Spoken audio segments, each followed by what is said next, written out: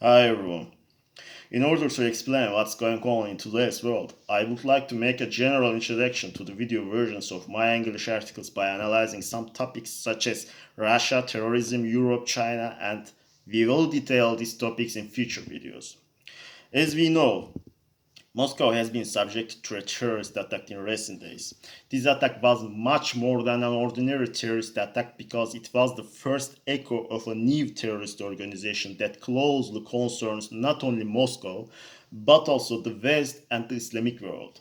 In fact, we first encountered the emergence of this terrorist organization in the protests that took place in Central Asian countries a few years ago.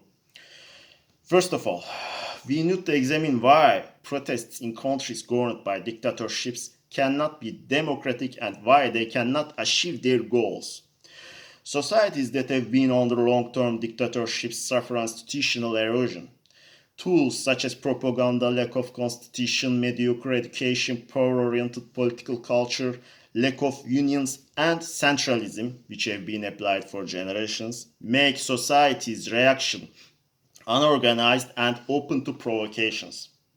Of course, theoretically, the origin of authoritarianism in Asia is the Asiatic mode of production.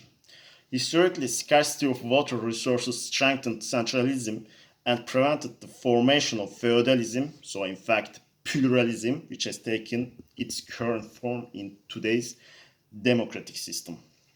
But in this video, we will examine what kind of transformation took place in the region in short-term practice rather than long-term theoretical aspect.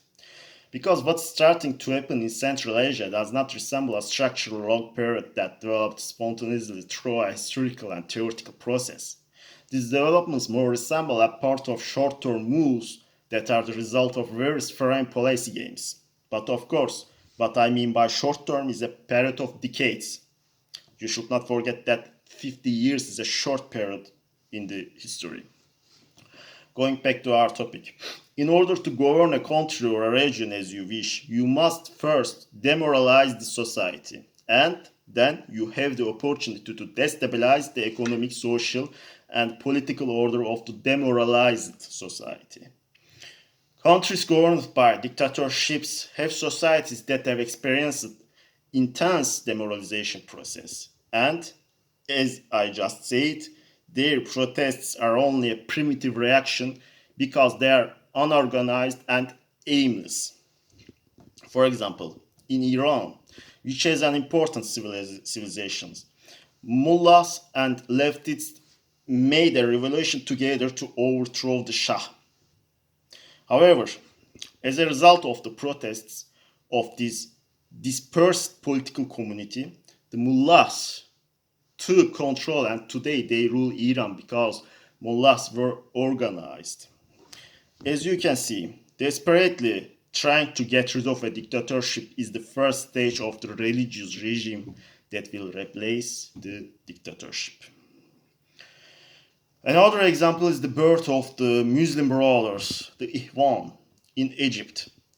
Again, they emerged as a result of protests against a dictator and took over the government in Egypt.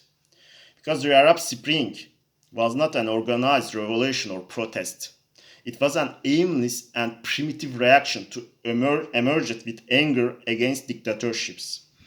Today's Central Asia does not have a deep-rooted civilization like Iran or Egypt, but they live under dictatorships that are considered natural in their political culture.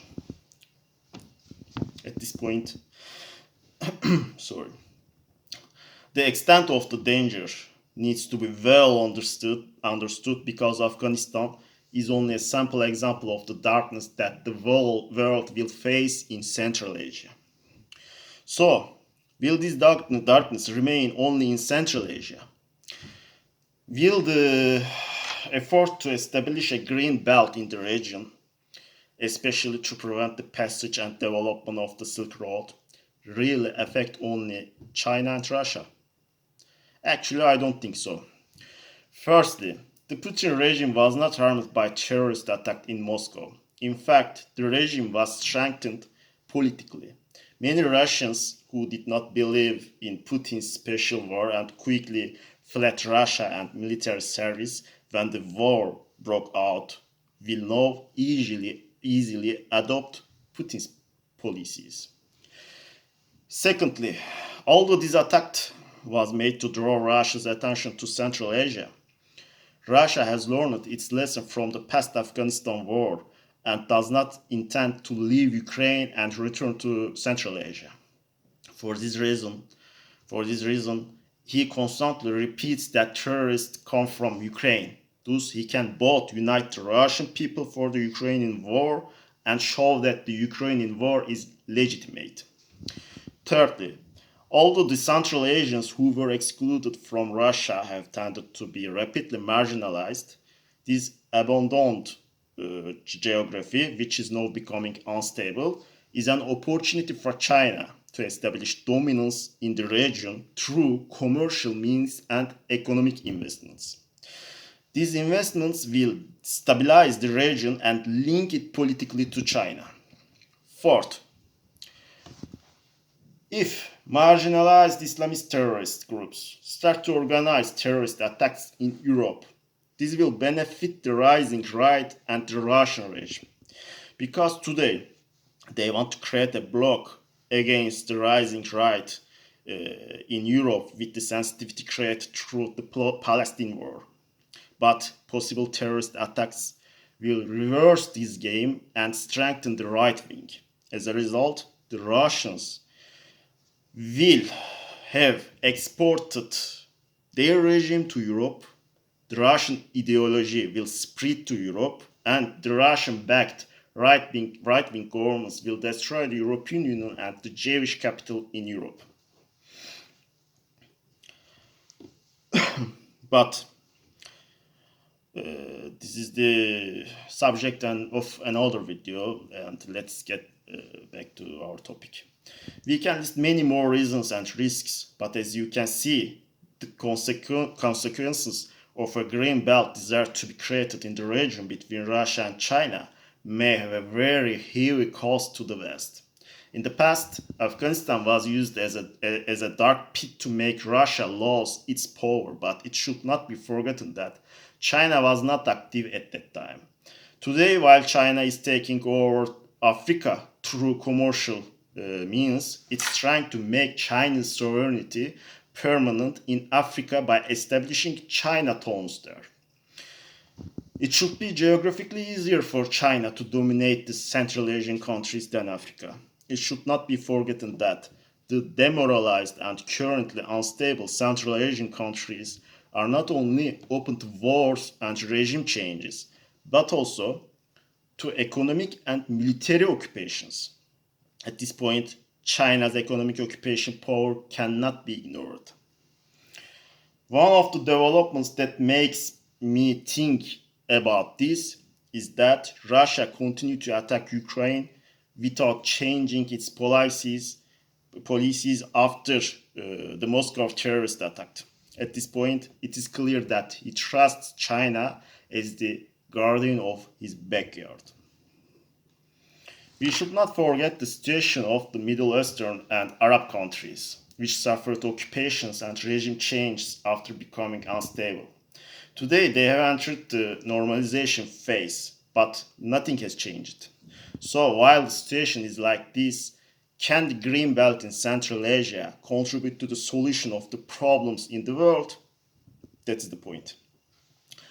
The clash of civilizations may be a necessary period for the world to move from nation states to the next level, but shaping this period through terrorism causes large waves of migration, famine, and a mediocre social order.